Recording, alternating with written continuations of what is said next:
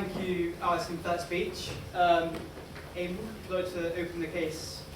Many years ago, I made a promise to myself that I would never speak in public longer than I could make love in private. So in conclusion, let me just say that I'm an economist. There are, of course, three sorts of economists. There's those that can count and those that can't. And being an economist sometimes is a bit like being a geisha.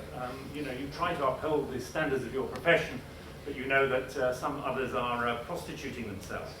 I'm in favour of happiness, and I want to see happiness spread across the planet as far as possible. I just don't think that the government has any role in trying to do it. These are the people, after all, that brought you the accident and emergency departments. They're not very good at these things. The key question in promoting happiness, if you are a public official, is, well, how do you measure it? How do you know whether you're having any success in promoting this? And if you look at surveys of happiness, you find that they are amazingly static, not just over weeks and months, but over years, and indeed over decades, and as far as we can judge, over centuries.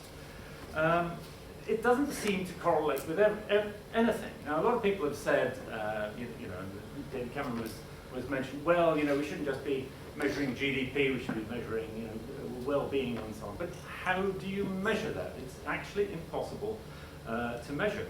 And part of the agenda is, well, we shouldn't be trying to make more money because money doesn't bring you happiness. Our wealth has been going like that, but we haven't been getting any happier. Well, of course, absolutely right. If you also notice, public spending has been going like that. The amount spent on the health service has been going like that. The amount spent on education has been going like that. And we haven't got any happier either. So whatever the government's doing, it's not actually making us happy. And equally, crime goes up and down, unemployment goes up and down, and the statistics of happiness, when you poll people and ask them whether they're happy or not happy, it comes out amazingly the same from year to year. Now, that lack of correlation to me as an economist means that either the surveys are rubbish or that acting on them is useless and pointless.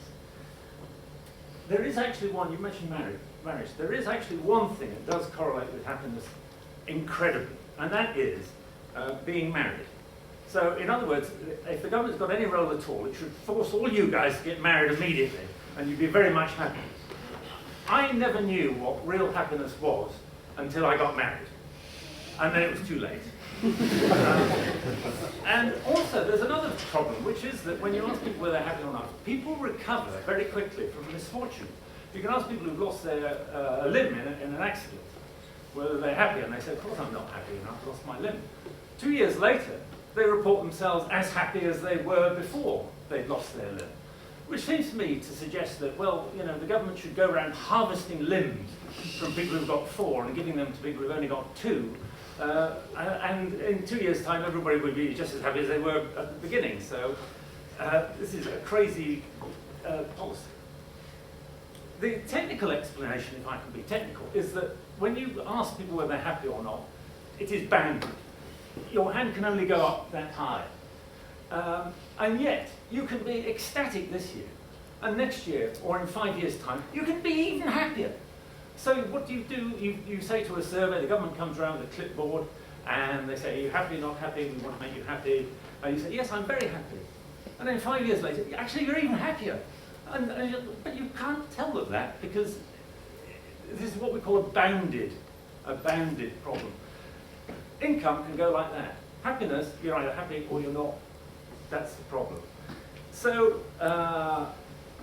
we could, I suppose, parachute people back into the 18th century, and then we would see how happy we are living there, with this general squalor and disease and unrelieved pain and all the rest of it.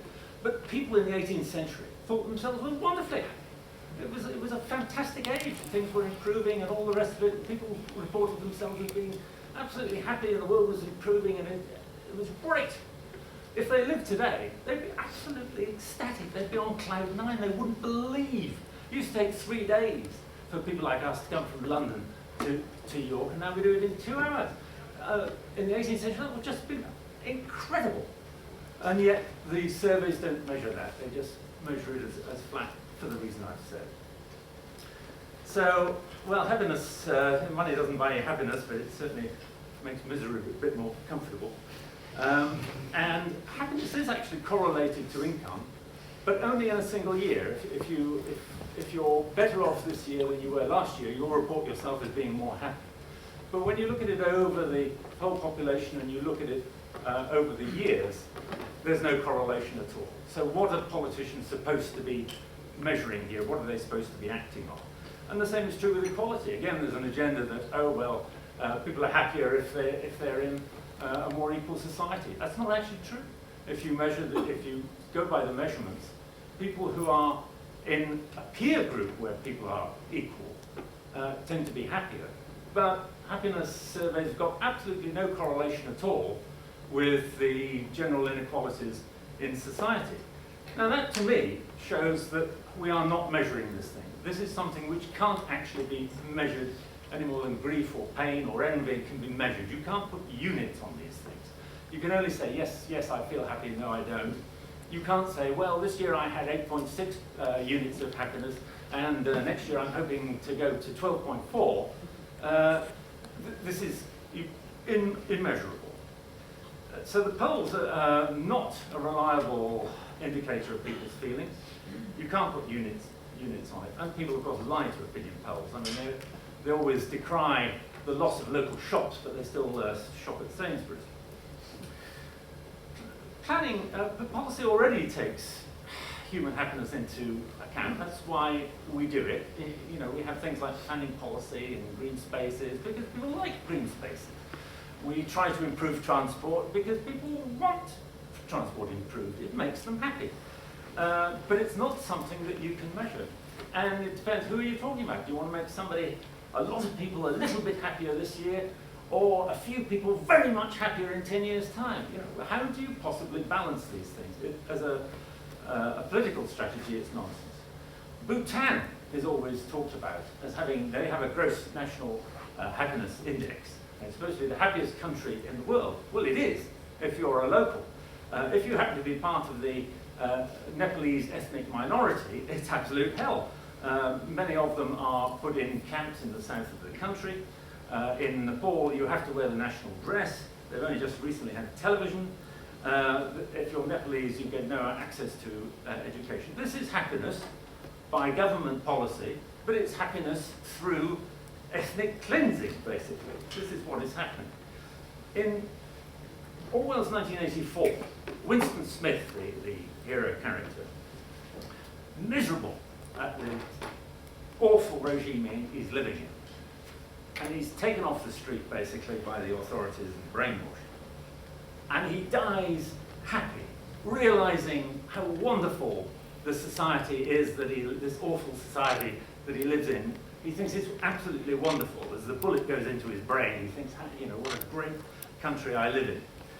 But it's only because the party has brainwashed him into believing that. He accepts their idea of what happiness is all about, not his own. He accepts society's measure of happiness, not his own. And the trouble with happiness policy is that you are trying to aim at fake statistics, at something that can't actually be measured. And it seems to me that people's own conception of their happiness should not be overruled by government officials with clipboards and computers. I think that is illiberal. I think it's undemocratic. I think it's paternalistic. And I think it's just plain wrong. So I beg to oppose. Thank you.